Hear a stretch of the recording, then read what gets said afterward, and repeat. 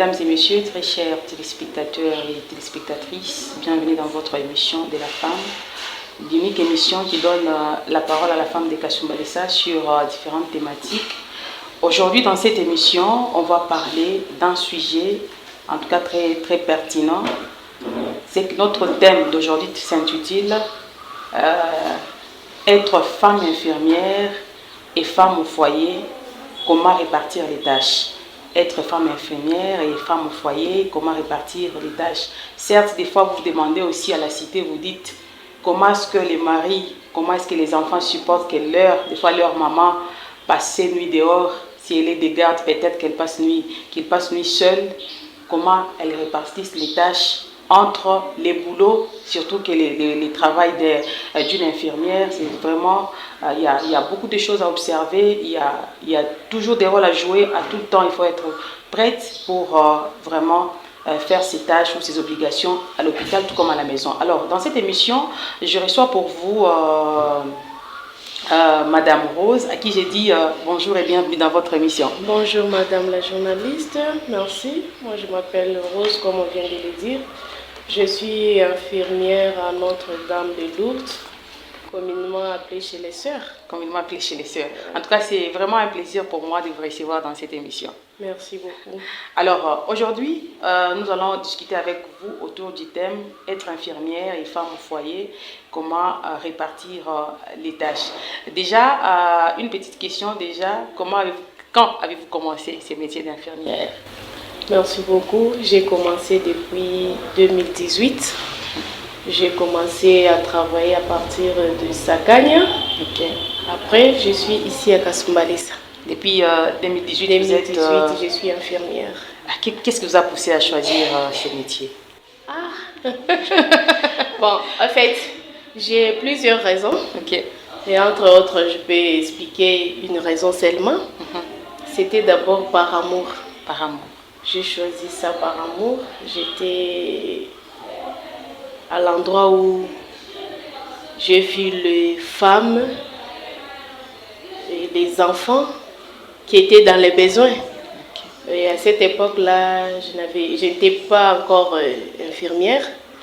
Je devrais faire quelque chose. Mais je me suis demandé qu'est-ce que je peux faire. Alors je me suis dit, bon, si je me lançais dans d'autres options, je ne peux pas arriver à atteindre mes objectifs. J'avais choisi de faire la science infirmière en tant que sage-femme. En tant que sage-femme. Parce que j'avais vu des femmes qui décédaient comme ça, par manque de personnel, et donc des soins. Ils n'avaient pas vraiment accès à des soins de qualité. Et les personnels aussi étaient insuffisants. Il y avait une insuffisance de personnel. Pourquoi j'avais dit je dois aussi faire pour aider mes soeurs et les enfants. Parce que PTM nous appartient. On dit souvent dans chaque métier il y a des difficultés. Est-ce qu'il y a des difficultés auxquelles vous devez relever les défis? Oui. Dans votre métier? Il y en a beaucoup. Il y en a beaucoup. On peut en savoir même deux. Bon, vous savez, avec notre métier, c'est bien quand la personne est guérie. Ouais.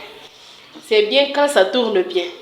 Mais lorsque ça tourne au vinaigre, waouh, il y a même qui sont prêts à nous taper, même à nous tomber dessus, à nous déchirer à plusieurs morceaux. Et des fois même à vous porter plainte. C'est ça. On risque trop. Vous risquez trop.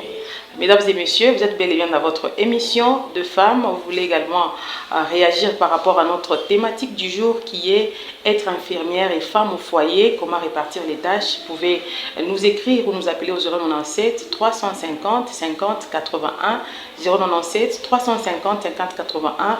Vous allez aussi participer dans cette émission de la femme. Vous êtes mère des enfants, comment faites-vous pour les éduquer? Parce que certes, il y a les horaires où vous devez faire la garde. Oui, ça c'est un peu compliqué, mais on tient quand même parce que on doit, comme je suis en même temps femme au foyer, en même temps infirmière, je dois diviser les temps à deux parties. Donc une partie pour mon foyer et une partie pour le travail. Donc c'est 50-50 quoi. Mais une grande partie des temps, vous le passez au boulot? Je le passe au boulot, mais j'ai aussi des jours de repos. Et les jours là qui est appelé repos, je donne ça à ma famille. Et les maris ou les enfants ne se plaignent pas de vos absences à répétition à la maison. Quand ils ont besoin de vous, par exemple, là, il faut recourir à maman. Maman n'est pas là. Maman est occupée. Vraiment. En fait, parlons d'abord les enfants. Les enfants ne nous causent pas trop de problèmes, mais c'est lui qui est comme élément principal des problèmes, c'est les maris. Parce que quand tu épouses une femme, tu as besoin d'elle à tout moment. Oui. Au moment où tu l'appelles, elle doit répondre. Mais quand tu appelles, tu sens qu'elle n'est pas là. Oui. Donc, il faut que l'homme soit d'abord préparé. Et nos attitudes aussi. Il sait que ma femme est au travail. Oui. Quand il est déjà préparé sur le plan psychologique, il sait que c'est normal, ça passe comme ça. Mais dès qu'il n'est pas préparé et que tu l'imposes, c'est là où il y a des problèmes. Et je pense que le début a été difficile. Bon, le début n'était pas trop difficile, mais ils arrivaient à un moment donné où ils disaient, tu dois arrêter de travailler. Ils me disaient, non, tu travailles, tu dois arrêter de travailler. Mais je les faisais toujours comprendre, parce que vous savez, comme je venais de le dire, que le travail ici, je le fais par amour d'abord. Par amour, c'est-à-dire, c'est difficile d'arracher cet amour-là que je porte à ces métiers. Donc si tu m'arraches ça, c'est comme si tu as arraché une partie de moi. Ça vous est déjà arrivé dans une journée comme ça, monsieur vous appelle, je vais te voir maintenant à la maison? Oui, ça arrive. Comment avez-vous résolu cette situation? Et malheureusement, le jour où il m'avait appelé, j'avais une parturiente, donc une femme qui était en travail d'accouchement et elle était au point d'accoucher. J'ai vu premier appel, deuxième appel, troisième appel, je me suis demandé est-ce qu'il y a un problème. Alors je l'ai rappelé, j'ai dit à l'une de mes collègues, j'ai dit la dada, tu peux d'abord répondre. Elle a répondu. Non, je cherche Madame Rose. Effectivement, on m'a passé le téléphone. J'ai besoin de te voir maintenant même. J'ai dit, J'ai dit, bon, chérie, excuse-moi, accorde-moi 45 minutes, je te rappelle. Et en même temps, la femme sur la table criait. Et les cris là, ça m'avait sauvé. Plusieurs fois, elle a crié. Rose. Alors, elle a dit, non, on va travailler d'abord. Et rappelle-moi, mais j'ai besoin de toi. Okay. Et quand tu dis à quelqu'un, je vais rappeler, il faut faire un effort pour rappeler. Alors, si tu ne rappelles pas, les problèmes commencent par là.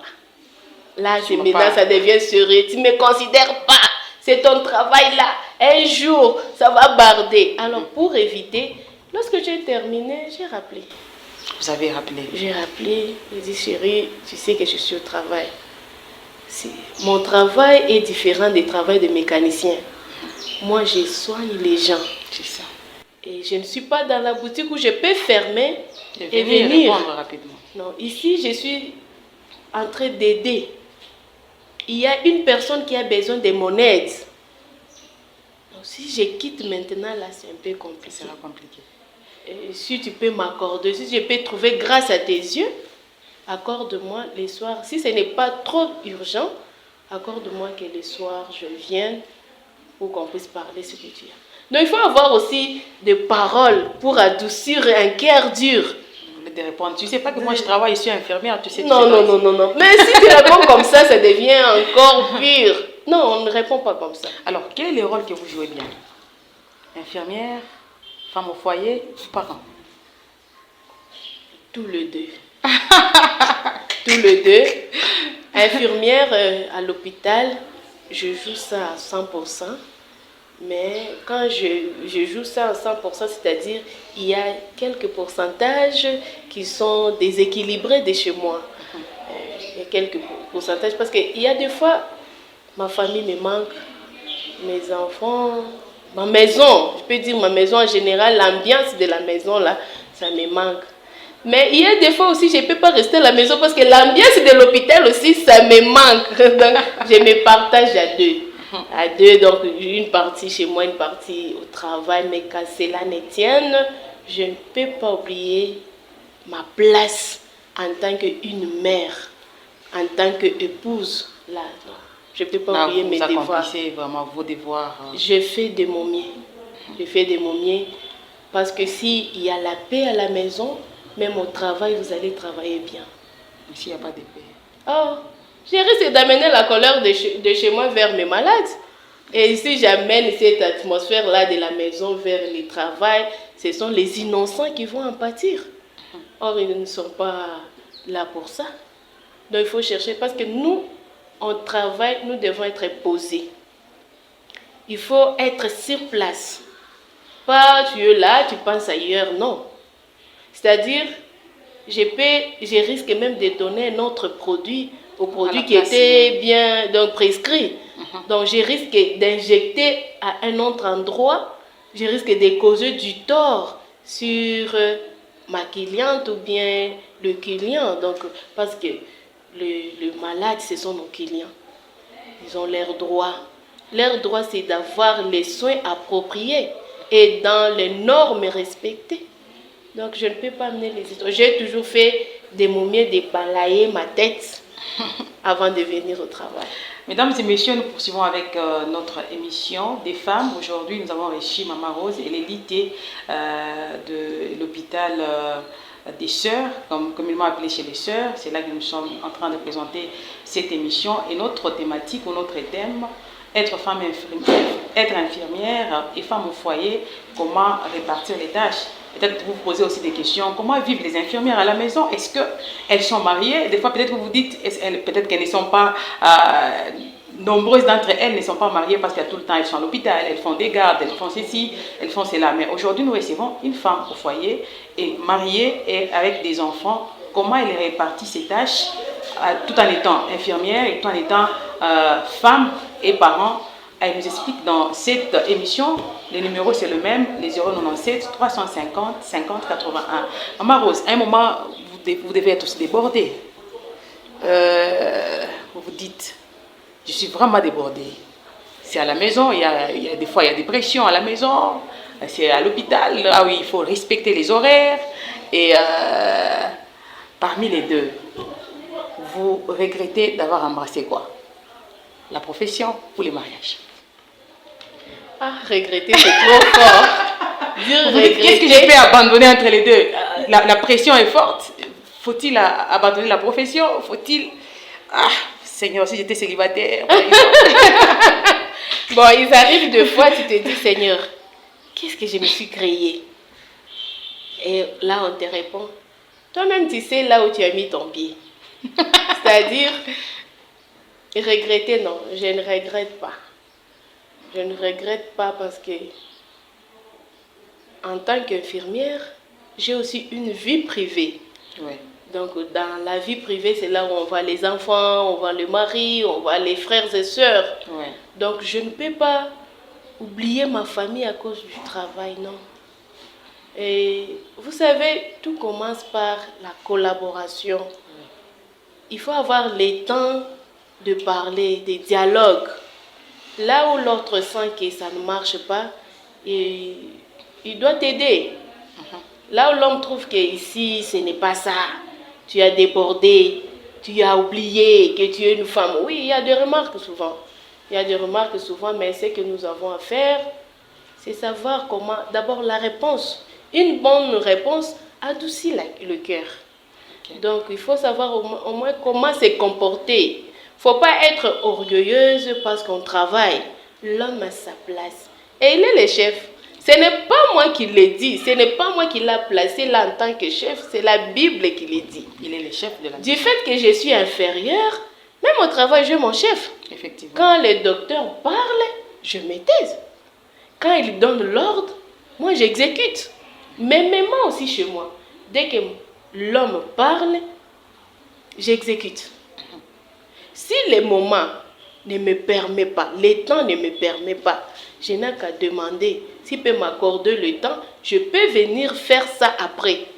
Le mal est que tu donnes la promesse, mais tu ne réalises pas. C'est là où le problème commence. Il faut le dialogue. Il faut savoir aussi s'excuser.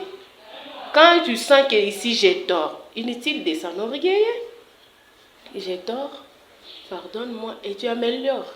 Pas dire je suis désolé, tu es désolé mais tu n'améliores pas. c'est créer des virus. C'est créer des virus.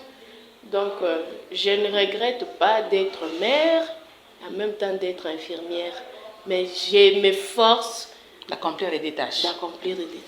Alors, quel est le message que vous pouvez aussi aujourd'hui donner ou un conseil donnerez-vous à certains maris où les diplômes de leurs femmes, c'est en dessous du lit, ils ont refusé catégoriquement. Il y a même des femmes médecins où les maris ont dit niet. Quel est le message de réconfort que vous pouvez donner ou un conseil donnerez-vous à ces hommes qui se disent, les médecins, les femmes, ce qui se passe à l'hôpital, on ne sait pas, vous êtes des gardes, il y a des médecins, oh, il y a ceci, il y a vos chefs là-bas, est-ce qu'ils ne peuvent pas vous courir après, ça c'est en parenthèse, et quel est votre conseil que vous pouvez donner à ces hommes-là qui refusent à la femme de travailler, en tant qu'infirmière, bien sûr? Bon, les hommes là, ils ont leurs raisons d'abord pour commencer. Est-ce qu'ils ont... Il y a des questions qu'on doit se poser. Est-ce que ces hommes-là, ils ont des moyens suffisants? Parce que le travail de la femme, c'est donner, aider seulement. C'est un plus. Sur le plan financier, pour le moment, sur le plan économique, personne ne peut me dire le contraire. Nous sommes en train de traverser une crise. Alors, le paix que la maman amène, c'est pour aider, c'est pour booster, aider la famille. C'est pas cet argent-là ne m'appartient pas. L'argent là n'appartient pas seulement à la femme, ça appartient à tous les deux, à l'homme et à la femme. Vous savez, s'il y a d'autres hommes qui refusent, oui, je m'adresse aux hommes, de ne pas tout le temps penser qu'on va la draguer. Il y a des médecins qui sont derrière elle. Il y a des malades friqués qui vont venir voler ma femme. Non. Être marié, ce n'est pas seulement porter l'alliance. L'alliance se trouve dans le cœur. C'est la conscience. Une femme, au vrai sens du mot, une femme qui se respecte, n'a pas raison, elle n'a pas une raison de prêter l'oreille à un bandit. Parce que moi j'appelle ces hommes-là, ce sont des bandits. Et il va te détruire après, il te dit, s'il est arrivé, elle est arrivée à tromper son mari. Que dire de moi? Que dire de moi? Vous voyez? Ce sont des hommes embrouilleurs. Donc nous ne sommes pas là pour être dragués, pour tromper nos maris, mais nous sommes là pour aider nos maris. Et nous sommes là pour le valoriser. C'est pour le valoriser. Ça fait aussi du bien quand l'homme dit, moi ma femme travaille. Donc ça prouve que tu as épousé une femme intellectuelle. Ça fait aussi du bien. Il y a des fois que l'homme est malade. Bon, prenons d'abord les cas de décès. On ne souhaite pas que les hommes meurent, hein? Mais ça arrive. Aujourd'hui, vous verrez que dans la société, il y a plein des orphelins dans la rue.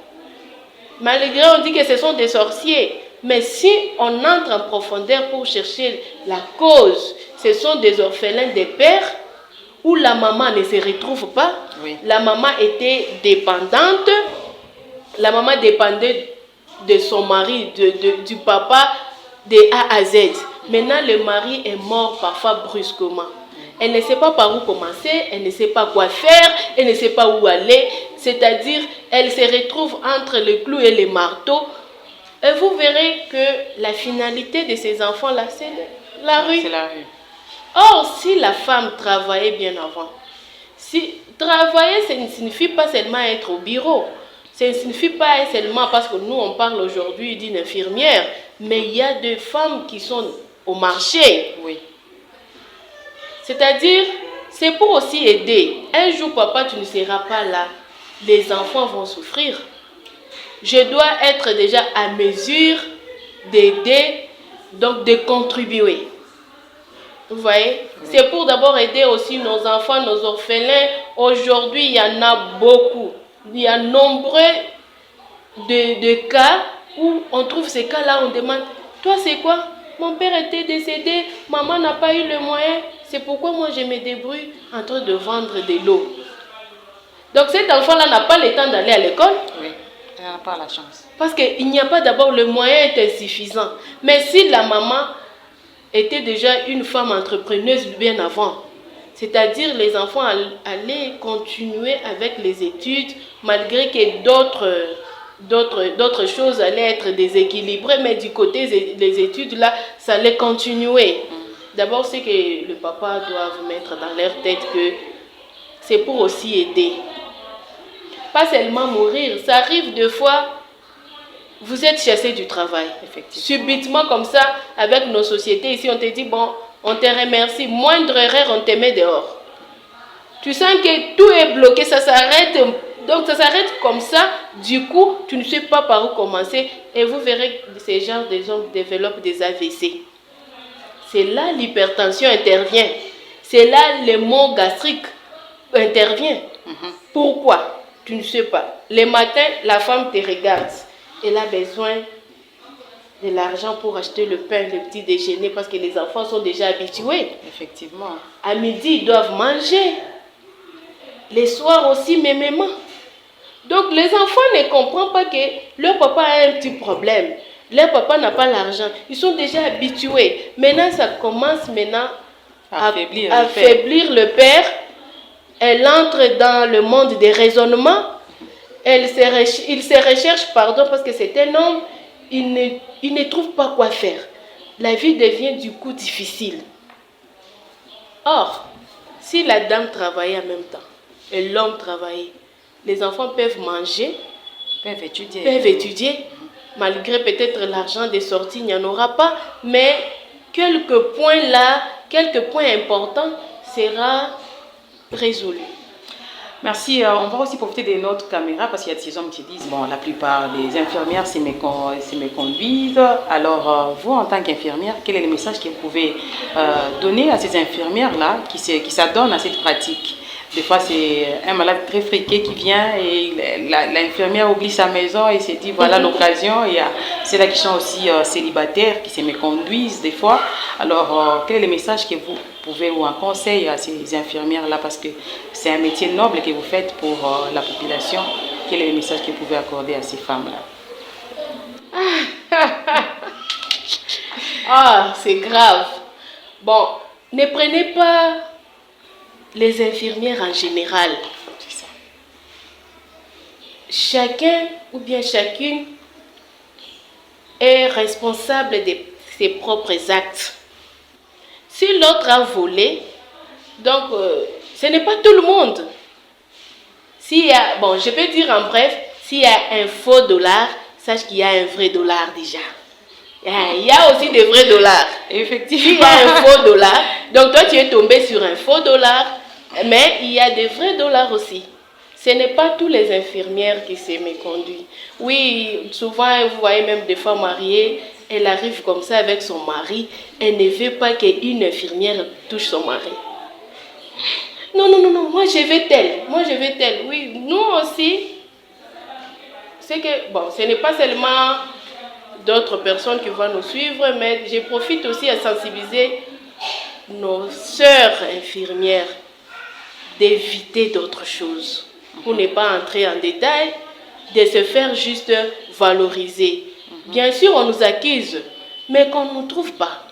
On nous accuse souvent, notre façon, or notre travail nous appelle à être gentils avec tout le monde. Alors notre gentillesse là engendre des problèmes, mais qu'on nous accuse une chose qu'on ne puisse pas nous trouver dedans.